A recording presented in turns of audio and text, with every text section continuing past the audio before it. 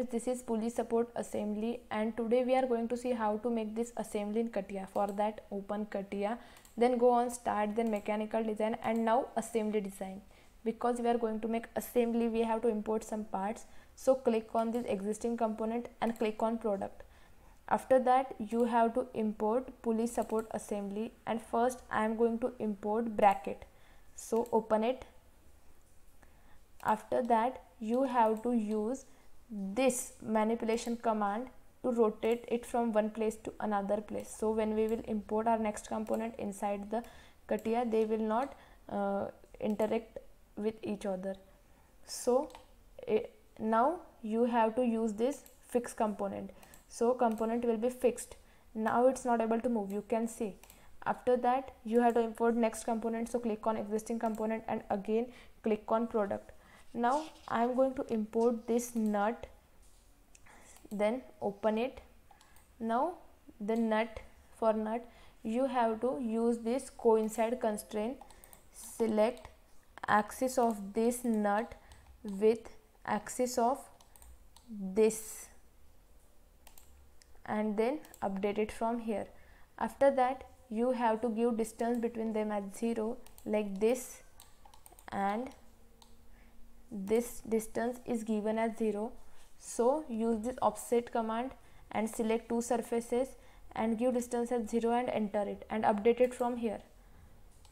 After that, we have to import our next component. For that, go on existing component, then click on product, and our next component is we have to import bushing. Then click on it. After that, now we have to change its direction. So use this manipulation command and change its direction from one side to another side. Now it's correct. For that, after that click on OK. Now again use this coincide constraint, select this axis and axis of this nut, then click on update button. After that, use this contact constraint. So distance between this surface and the surface of nut will be 0. Then click on update from here. Now our next component is, we will introduce it by clicking on existing component. And now what is our next component? Our next component is our pulley. So click on pulley and open it from here. Now again we have to use this coincide constraint. Select it, then select axis of that and again axis of this pulley, and then update it from here. Now we have to use this contact constraint. So the surface of pulley and surface of this bushing will be connected after updating. They are updated. Now our next component is we have to import washer. So click on existing component, then use this washer and open it. After that, we have to select this coincide constraint, select axis of pulley and select axis of washer. I am taking it, but it's taking some time, so you have to try it again and again for that. And it's selected. After that, now I am using this manipulation command to make it forward. Now clicking on OK. After that, updating it, and now again using this coincide constraint between the surface of this washer and the surface of the pulley, and then clicking on OK. After that, we have to import our next component whose name is turn screw. So I am importing it.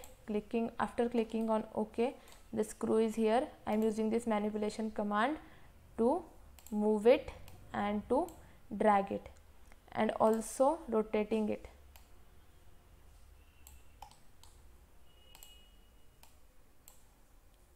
Now we have to do some things with it. I'm using coincide constraint and selecting the axis of this bolt and axis of this bushing. After that I am updating it from here.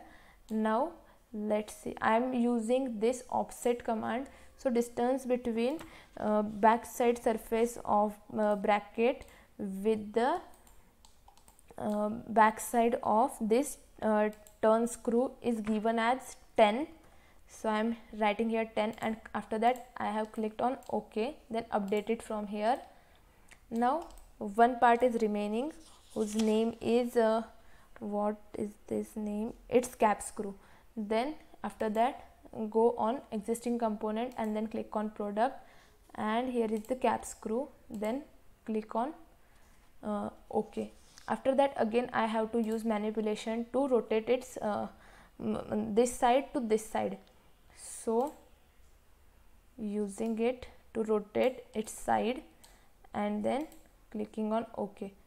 Now again I have to move this forward beside this.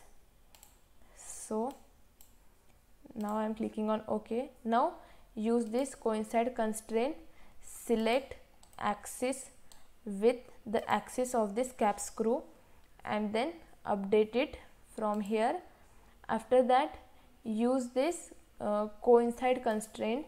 So distance between backside of the cap screw with the washer should be 0 and update it from here. This is how we have completed our assembly. You can see here, and thank you so much guys for watching it.